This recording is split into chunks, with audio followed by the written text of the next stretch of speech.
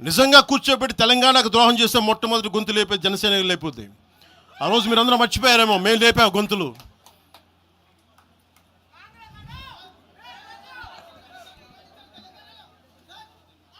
కాంగ్రెస్ హటావ్ దేశ్ బచావ్ అని అంటానికి ఈరోజు ఇందాక మీరు చెప్పినానికి చెప్తున్నా. కాంగ్రెస్ నాయకులు మాట్లాడుతున్నారు కొంతమంది, అందరం చెప్పట్లా. కొంతమంది నాయకులు కూర్చొని మాట్లాడుతూ ఉన్నారు, నువ్వు ఎలా తిరుగుతావు, రోడ్ల మీద చూస్తాం, నాలుకలు కోస్తాం, నాలుకలు చీరుస్తామంటే రండయ్యా బాబు మీకు నాలుకలు చూపిస్తాం మీకు కోసుకొని. అలాగే మీరు ఒకప్పుడు ఇలా మాట్లాడిన నాయకులందరూ రాజశేఖర రెడ్డి గారు తెలంగాణకి విభజనకి నేను వ్యతిరేకం నేను అన్న చెప్పిన వ్యక్తికి పక్కన ఉన్న కొమ్ము కాసిన వాళ్ళు వీళ్ళందరూ మాట్లాడతారు. నిజంగా నాకు చివుళ్ళ మల్లికార్జున్ శ్రీశైలం చెంచుపెంటల నుంచి వచ్చిన, చెంచు గూడెల నుంచి వచ్చిన కుర్రాడు, 16-17 ఏళ్ళ కుర్రాడు, చెంచుళ్ళ శివ మల్లికార్జున్ వీళ్ళు వెతుక్కొని వచ్చారు నా కోసం. దేనికి? మాకు యురేనియం మైనింగ్ జరుగుతూ ఉంది అన్న, నువ్వు వచ్చి ఏదైనా చెప్పన్నా అంటే ఆ రోజు ఓడిపోయినాను 2019 తర్వాత 2 చోట్ల ఓడిపోయి అంటే నా మీద ఏ నమ్మకం పెట్టుకొచ్చాడు. ఎందుకు నేను తెలంగాణ యువతను నమ్ముతానంటే వాళ్ళకున్న లోపలున్న భావం ఎంత బలమైందంటే మొత్తం ప్రభుత్వానికి అదిపించింది ఒక్క కుర్రోడి భావం. దానికి నేను ప్లాట్ఫామ్ అయ్యాను అంతే. దానికి ప్లాట్ఫామే అయ్యా. వచ్చి కుర్రోడు రోడ్డు మీద కూర్చొని జనసేన ఆఫీస్ ముందు కూర్చుంటే వెళ్ళి మాట్లాడా, ఏం బాబు ఏం కావాలన్నా అంటే నీకు కూర్చోబెట్టి అన్న మాకు యురేనియం మైనింగ్ జరుగుతుందన్న మా శ్రీశైలంలో చెంచుపెంటల్లో, నువ్వు మాట్లాడన్నా అంటే నేను మొత్తం తీసుకొస్తే ఒక్క మాట మాట్లాడితే ఆ రోజున వి హనుమంతరావు గారు, ఇప్పుడు కాంగ్రెస్ నాయకులు వి హనుమంతరావు గారు, మేము కూర్చొని మాట్లాడితే అఖిలపక్షం ఆ రోజు పిలిచాం. ఏ బలం ఉందని జనసేనకి ఆ రోజున ఓట్లు వస్తాయన్నా మేము చేసింది తెలంగాణ మీద ప్రేమ, తెలంగాణ మీద ఇష్టం, తెలంగాణ మీద మమకారం.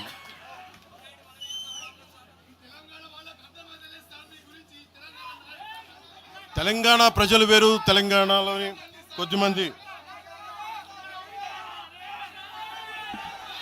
నేను కేసీఆర్ గారు భారత రాష్ట్ర సమితి పెట్టి ఆంధ్రాలో పార్టీ పెట్టినప్పుడు స్వాగతించిన వాడిని నేను.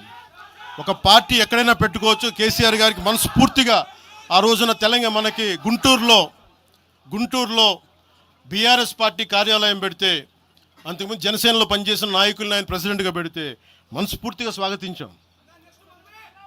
అలాగా అందరూ కూడా పంజాబ్ వెళ్ళొచ్చు, మహారాష్ట్ర పోవచ్చు, జనసేన మటుకు తెలంగాణలో అడుగు పెట్టకూడదంటే మేము ఏం కోరుకున్నాం? జనసేనలో మేము తెలంగాణలో ఏం కోరుకుంటాం? పవన్ కళ్యాణ్ ముఖ్యమంత్రి అవుతాడు ఇక్కడ? ఆంధ్రాలోనే దిక్కు లేదు, పవన్ కళ్యాణ్ ఇక్కడే ముఖ్యమంత్రి అవుతాడు. కానీ దేనికి భయం అంటే చైతన్యవంతులను చేస్తామన్న భయం, అదొక్కటే భయం. సమస్యల మీద తిప్పి కొడితే ఎంత?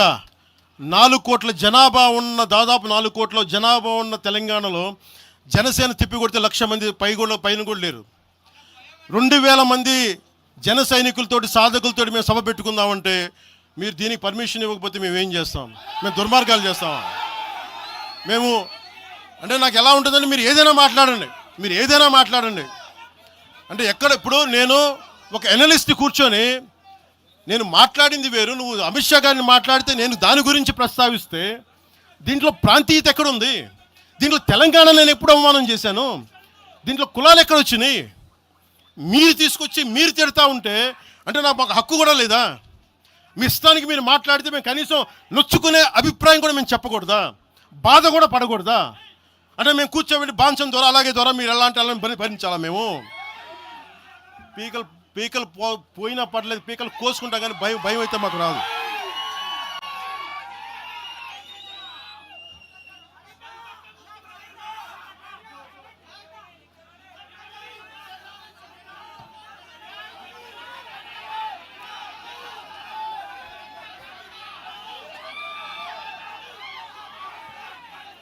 నేను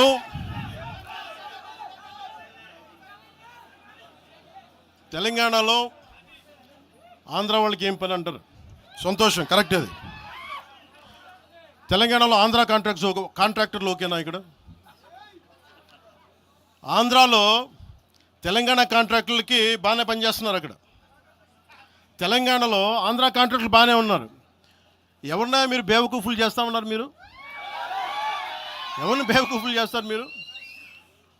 ప్రజలనేమో మీరు మభ్యపెట్టి, యువత మీరు ప్రజానికం, మీరు తెలంగాణ ప్రజలు ఇది గుర్తించాలి. ఇది వీళ్ళు బాగానే ఉన్నారు, వీళ్ళ అధికారాలు బాగానే ఉన్నాయి, వీళ్ళు బిజినెస్లు బాగానే ఉన్నాయి, వీళ్ళ కాంట్రాక్టులు బాగానే ఉన్నాయి.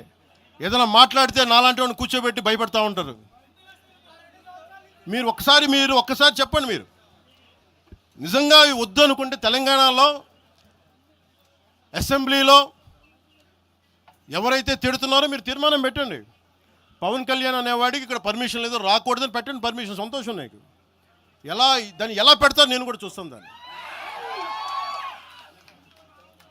మేము 1200 మంది ఉద్యమకారులు ఎంతమంది చనిపోయారో నాకు తెలుసు. 12 సంవత్సరాలు 1200 మంది ఉద్యమకారులు పైగా చనిపోతే వాళ్ళ మీద గౌరవార్థం నేను ఎప్పుడు ఒక్క మాట మాట్లాడాలి తెలంగాణ, ఒక్క మాట. నాకు అంత ఇష్టం నాకు తెలంగాణ. కానీ మీరు కూర్చోబెట్టి నా ప్రేమను కనుక మీరు శంకిస్తే నేను ఇప్పుడు దాకా నిర్ణయించుకోలే. మీరు అంటున్నారు కాబట్టి చెప్తున్నా, తెలంగాణలో జనసేన ఉంటుంది, నేను పోటీ చేస్తా. నేను ఇప్పుడు దాకా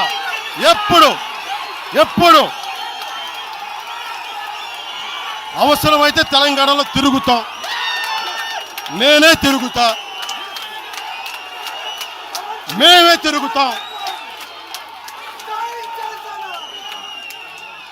ప్రతి సమస్య మీద మాట్లాడతాం, ప్రతి అన్యాయాన్ని ఎదుర్కొంటాం.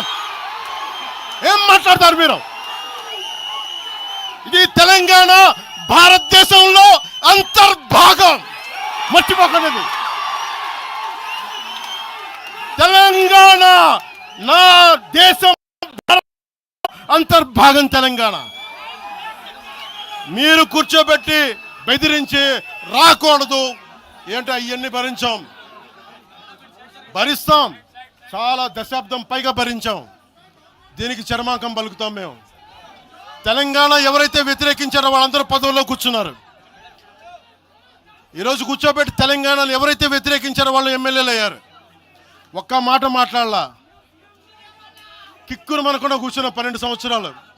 మా నాయకుల్ని పేరుని అడగండి, ఒక్కొక్కరిని అడగండి, ఇంటర్వ్యూలు తీసుకోండి. ఏ రోజున సరే నేను వాళ్ళని ప్రోత్సహించని అడగండి. వాళ్ళు నన్ను వదలలేదు, నన్ను ఏం చేయమంటారు చెప్పండి.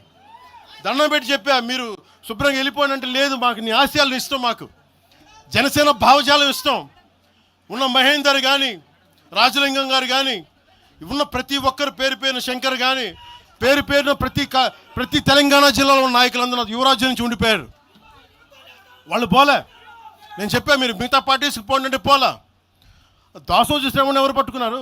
మీరు ఆ పట్టుకుని దాసోజు శ్రవణ్ కానీ ఈరోజు ఎమ్మెల్సీగా ఉన్నారంటే, ఆ రోజు మీరు కూర్చోబెట్టి మాట్లాడుతూ ఉన్నారు. ఆ రోజున ఈరోజు కాంగ్రెస్ నాయకులు ఎవరో మాట్లాడుతూ ఉన్నారు, నువ్వేమి ఎలా వస్తావు చూస్తా.